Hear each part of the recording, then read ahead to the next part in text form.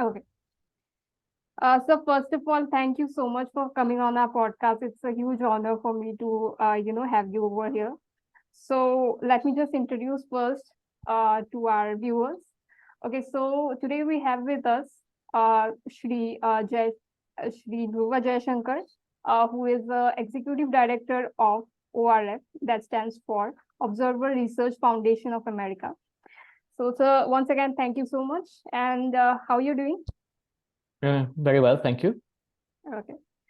So let me first start with the podcast from your childhood itself. So I had been through your profile, and I just came to know upon that you had grew up in different countries like U.S., then Japan, and of course Europe. So how was it like to be in different countries in your childhood itself? Because you had to adopt to different cultures and way of living itself. So could you tell me about that? Sure. So, I grew up in a diplomatic family, and my father was a diplomat. He had joined the service 6 years before I was born, and had already done a posting in the Soviet Union before I was born. I was born in Delhi. And we moved around every 2 to 3 years initially when I was growing up to different countries. And for us, home was Delhi because that was where we would go back to when we could. My grandparents, both sets of my grandparents, lived in Delhi, and I would spend often my summers and summer winter breaks there when I could. But we lived in the U.S. when I was very young for a few years. I have very faint memories of that. And then we lived in Sri Lanka for 2 years at a very interesting time. It was when the war was going on, and there was an Indian military presence in Sri Lanka. So India was a very active participant in the conflict. It was effectively, northern and eastern Sri Lanka at that time was a war zone. It was against the civil war against the LTTE. The Tamil Tigers. And so that was a very sort of, I think it was a moment that was sometimes very tense, very, we had to be evacuated and sometimes. We then moved to Hungary. And again, that was at a very interesting time politically because it was a country that was opening up economically after being a communist country for many years. So it was very, you could see the difference between Eastern and Western Europe still. It was very visible. There was still, we were there when the Soviet Union collapsed. After that, we moved back to India, and I spent a few years in Delhi, living in Delhi. And then when I was a teenager, we moved to Japan, and I spent several years there. Before I finished school in the Czech Republic, and then went to university in the U.S.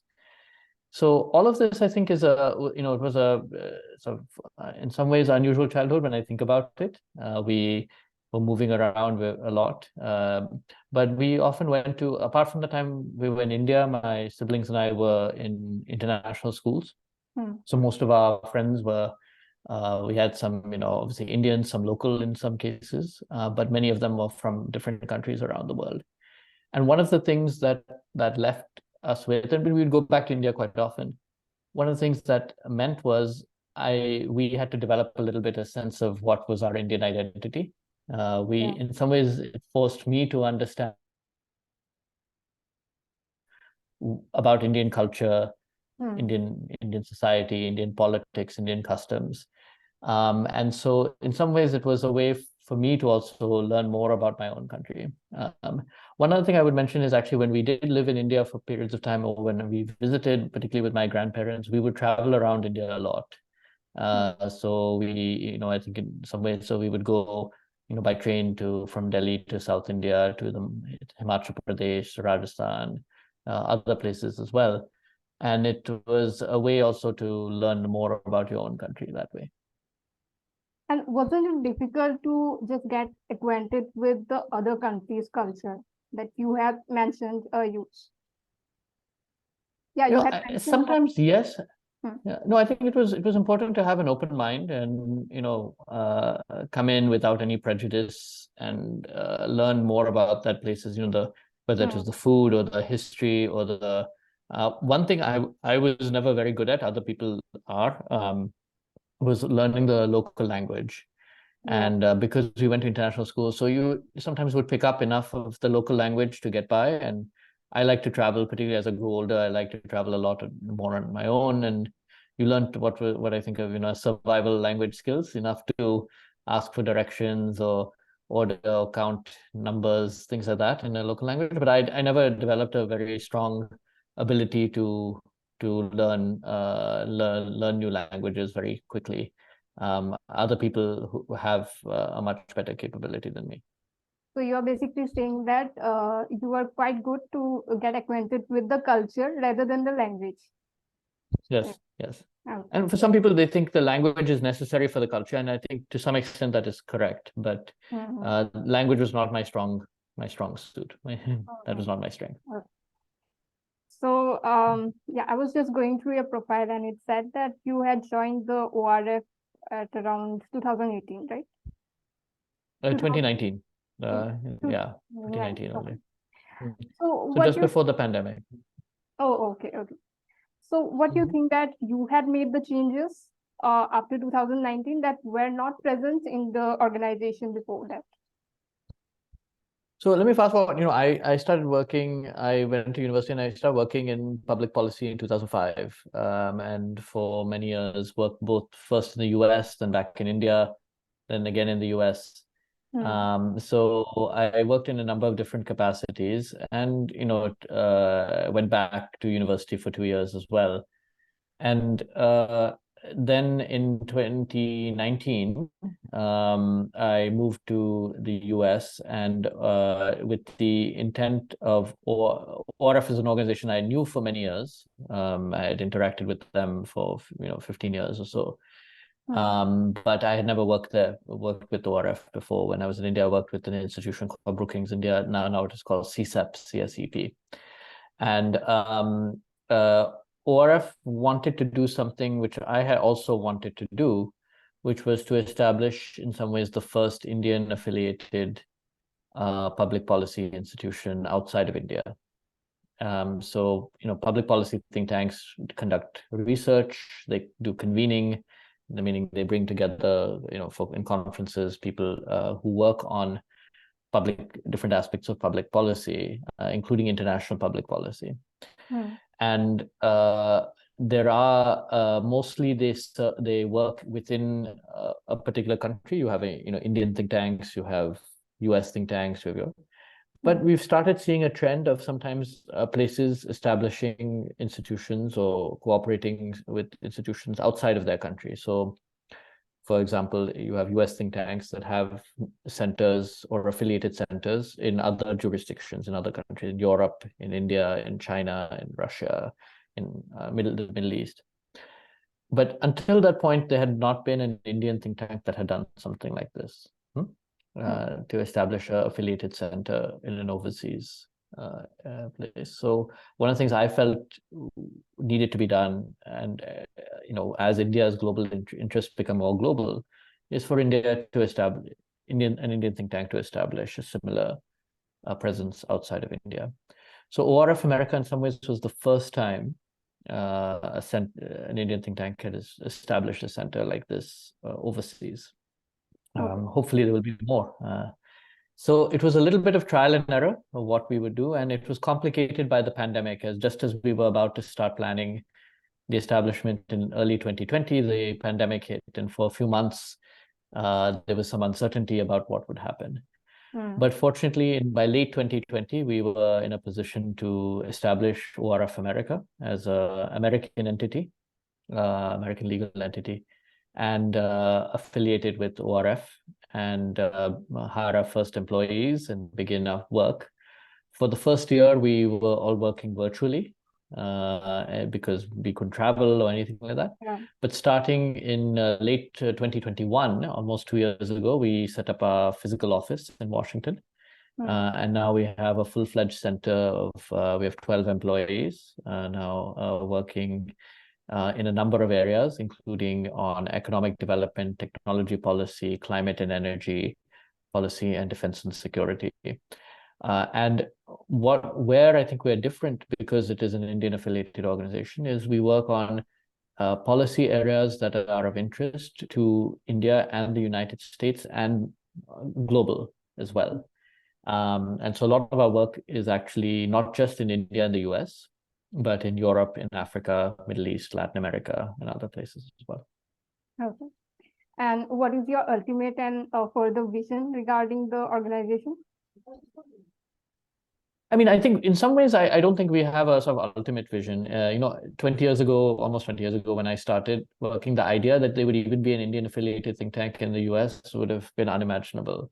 So I think we're in some ways I won't say we're making things up as we go along, but I think that there are new opportunities opening up all the time and new issue areas that are opening up all the time. So, today there is a interest in semiconductors and clean tech that was not there 10 years ago because the technology was just not as important. It was not seen as, there were other, by comparison, issues like nuclear non-proliferation and terrorism were 15 years ago much more prominent issues. And those they haven't gone away, but they're just so some of it is I don't think we having a but I think having a top quality it's possible to have a top quality world leading public policy institute that is in our case, which is an Indian affiliated think tank. And I think what I strive for, having experience working in other similar organizations, is that there's no reason why we can't be one of the best at what we do. Yeah, exactly. Okay, so talking about AI, so we can see that the emergence of AI can lead to a lot of impact in the geopolitical level. So personally, I think about AI is that I'm sure AI will come up with crazy level of amount of advantages. But I also think that the amount of advantages might be only the prominent countries like China or the US can take the advantage of it because they would be able to capitalize more onto AI. So do you think that these countries would dominate the other countries which won't be able to invest more on AI? Do you think like that? So I'm not so sure about that. I'll give you two sides of the argument. On the one hand, I think AI could be in some ways a great equalizer. In the sense that what you need sort of three essential things for AI development. You need algorithms, which are actually mostly in the public domain. One. Two, you need data. So that is important. And a country like India will have a large amount of data. In fact, more than, because the population size in some ways, and the digital population in some ways more than the US, more than Europe, certainly, about maybe less than China, at least initially. And then the third thing you need is computing power, which was very difficult, very expensive 20, 30 years ago, but today that has become much cheaper. So the essential ingredients of AI development are actually quite easily available. Maybe data is in fact the hardest one, but is plentiful in a country like India.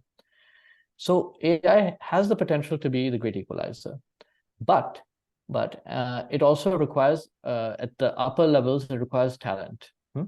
It requires the best researcher. And there, my concern is that India is actually generating a lot of the talent because we are very highly skilled, very innovative engineers. Absolutely. But most of them are not working in India.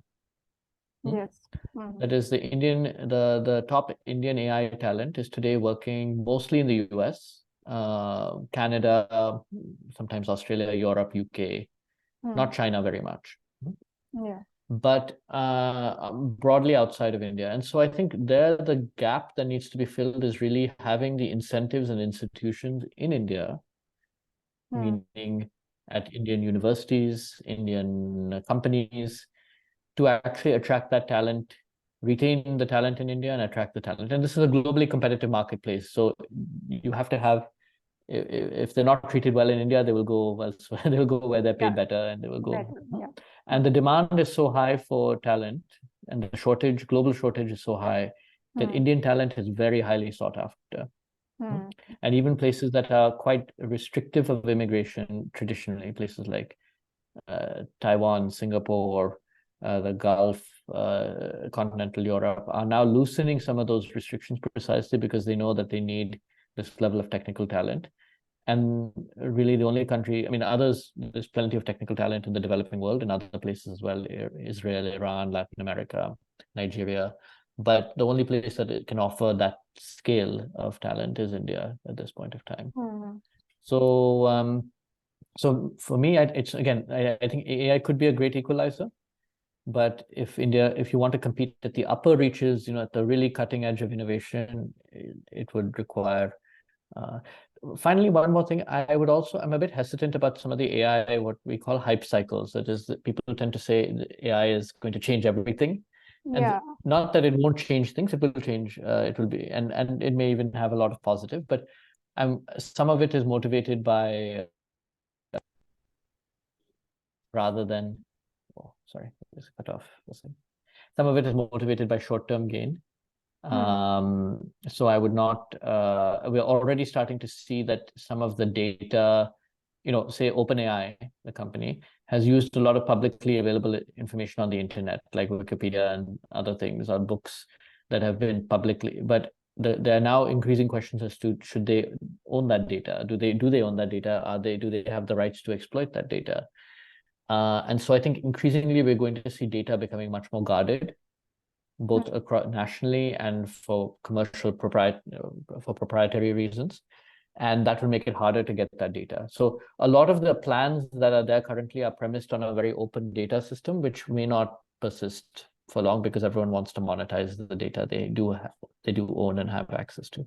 And India's data privacy legislation, which is currently in Parliament, is a bid to protect some of that, including Indian data within India. Yeah. So majorly you're saying that it's about the institution and the organizations. If we have more of the organization paying higher salary to the employees, then the problem won't really be there, right? No, also ease of business, ease of setting up an institution, a research institution, providing incentives for publishing, all of that is needed. But essentially Indian universities and Indian companies will have to start being more globally competitive to attract global talent. Again, there are I can point to some cases where that is true, but it's going to be increasingly hard because in the global marketplace, the war for talent, including Indian talent, will intensify. Oh. Okay, so the next question. Okay, let me ask you this question that you have interacted with a lot of foreign ministers. So do you remember any of the conversations where you might have met or encountered with someone who might not have a very good outlook towards India, and you have kind of changed their minds through your conversation or something? No, I would say not minister, but I would say every week I have a conversation like that with somebody who has, I mean, I don't think it's that, to be honest, I don't think a lot of people around the world, with few exceptions, have a automatically negative view of India. I mean, they don't have a automatic dislike, but there is sometimes either a lack of information about India. People don't know, and sometimes they're curious and want to know more. Sometimes people have an understanding that is dated. Okay.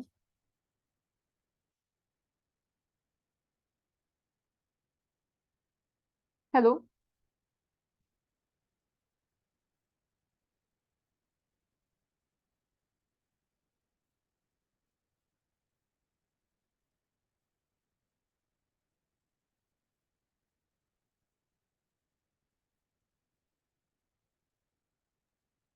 Sorry. Can you hear me now? Yeah, I can hear you. I think I think you froze for a second.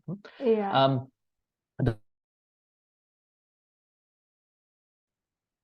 Hi. Yeah, so sorry, so for the technical glitch. No problem. Okay. No problem. So a lot of it is about correcting people's old misconceptions about India. And I think people respond most when you give them one of two things. You either give them some historical context, or you give them some data give them information to, so I'll give you a few examples. I mean, I'll often hear something saying, people say India is anti-trade. But when you actually give them Indian trade figures, you say that Indian trade to GDP ratio is higher than China's, higher than the US, higher than Japan's. They're quite surprised to learn about this. When you say, if you look at, they say, well, India is a hard place to start a foreign business. But then give them data on the Indian auto industry, and Japanese, Korean companies have been quite successful in India. Electronics manufacturers have been quite successful in India. Commercial aviation has been very successful in India. So you can point to a lot of these, every major US company today has some kind of operational presence in India.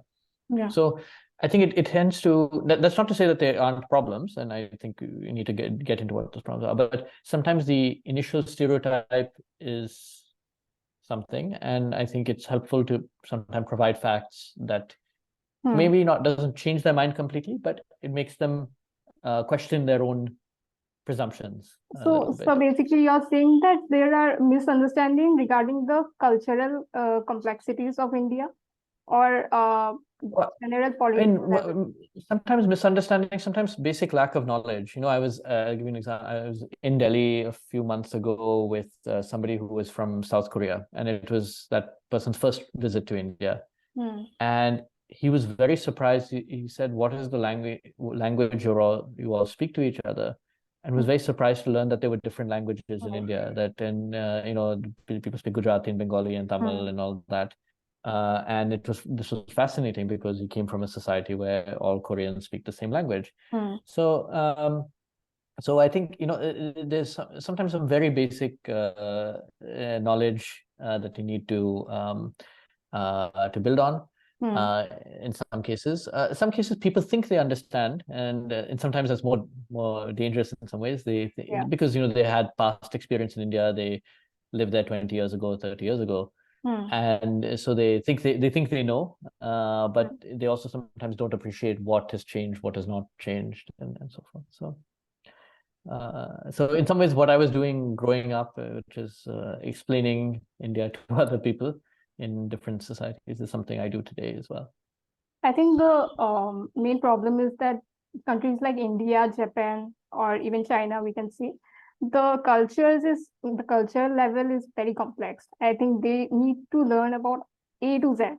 They can't really come from one level to another level by just knowing few informations. That's true to some degree, but I think we in India also need to do a better job of communicating some of that, of explaining some of that, and it's not easy. But it takes two. If you look at like a standard world history curriculum in a US university, it is still very Europe focused. Very Europe and West focused.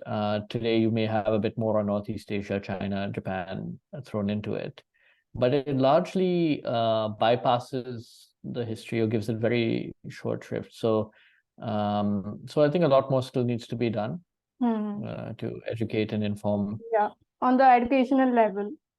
And that's part of what we do. I agree with you. Yeah. So talking about your father, S. Jaishankar sir, like I'm a huge fan of him, and all the Gen Z generation is like, see him as a role model. So could you tell me like few things that you have learned from him, being a son of his, not just on the career front, but also in the personal life? Well, generally, as a general rule, I don't talk about him in professional settings. So but it's heartening to hear that people are inspired by him. I mean, I saw something in the media somewhere about somebody who did well in the IAS exam and saw him as a role model, and that's not something I've ever done or wanted to do, which was go into the bureaucracy. I mean, today I find myself in a situation where I work in a very adjacent field to him because I also work on international relations, but I approach it from a very different perspective, which is he works for the Indian government. He works previously as a bureaucrat, as a professional diplomat, and now he's in a political position.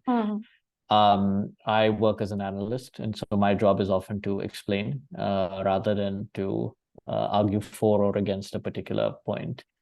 So I think we work in an adjacent field, but I don't. But yeah, I generally don't talk about his work in a professional context. So I do send my regards to him, because he is just the work that he is doing on the global level, like the way he is representing our country on the global level, it's like unimaginable. So just send the regards from my side to him, and a lot of more things to come up for our country. Thank you. Yeah, and talking about our country itself, India. So, what do you think? Where would we, as a country, reach in 10 years of span? I'm sorry, I just got interrupted by my children, but could you Yeah. repeat the question? Okay, so I just asked you that as a country, India, where you see our country in 10 years of time span, like where we will reach probably. I tend to be optimistic about India. That is, I believe that India's future is going to be a better future. And the reason for that is that, I think I've also seen India at other points of time. And I'll just point to a time, not that long ago, 30, 40 years ago. Sorry. It's okay. Just 1 second, I may have to move. 30, 40 years ago, India was in a much more difficult position. If you look at the state of its economy, it was a very closed economy. It had a balance of payments crisis. It was a very, if you look politically, if you look at its security situation, that is, we had very active insurgent movements in the northeast, in Kashmir, in Punjab, and we had a war in Sri Lanka. We had the assassination of a prime minister in 1991. We had the major terrorist attacks in 1993 in Bombay, the Bombay blasts. And if you take all of that together, that was a very difficult period for India. And I'm old enough that I remember that. And if you look at where India has come in that time, not without its share of difficulties, obviously, and it's not as if everything is every day we have news but I think if you see the trajectory over the last 30 years, it's been a positive trajectory, and I think India is largely on a firmer footing today than it was 3 decades ago. So I think that trajectory is quite positive, and I think it will improve, and I hope it will. The demographics are favorable. You have a young generation coming up, entering the workforce, a very globally connected youth that is emerging in India. Yeah. And again, if you look at the talent and the entrepreneurship, again, it all is very positive and very exciting. Now, that being said, I think India, and some of these will not be unique problems to India. Some of these are global problems. But I do think that there will be a fair share of challenges ahead. And part of what we try to do is identify what some of those challenges are, anticipate them, and see are there workable solutions. And in many cases, they're not ideal workable solutions, but there are things that can be done to mitigate some of those problems. Issues related to climate and energy security, and energy availability in India, making sure that the poorest get access to energy. That's a major challenge. How do we absorb new technologies in society, both the positives and mitigate the negatives? So, thank you. Okay. Sorry, 1 second. No problem. Sorry, I have a small child here. I can't see him. No, this is good. I don't want him to be. But anyway, so these I think are some of the challenges that we have to face. Yeah. And also, do you think that the political leadership also influence a lot in the country's development? Because now we have very good political leaders in our country, so that's why a lot of problems have been tackled. That's my point of view, of course. Yeah. No, I think on that a lot of people have different views on that as well. I have friends who are very positive about the politics of India. I have friends who are very negative about the politics of India, and you hear all sides of it. But one thing is that I think there are questions of accountability. How people respond. And my belief is by and large politicians in India are actually quite, and no matter what party is in power, are actually quite responsive to people. You talk to an MP, particularly Lok Sabha MP, and if you see, and I have friends who are, in parliament, MLAs or MPs in multiple parties, and when something happens in their constituency, they have to be very engaged on those issues, and I think we underestimate how much face-to-face interactions today any politician, particularly a Lok Sabha politician or a MLA, has to engage with people. So part of it is that. But I do think there's still a long way to go for to ensure institutions are provide better service delivery. Again, I've seen changes again, whether it's passports or basic services, that have improved. Yeah.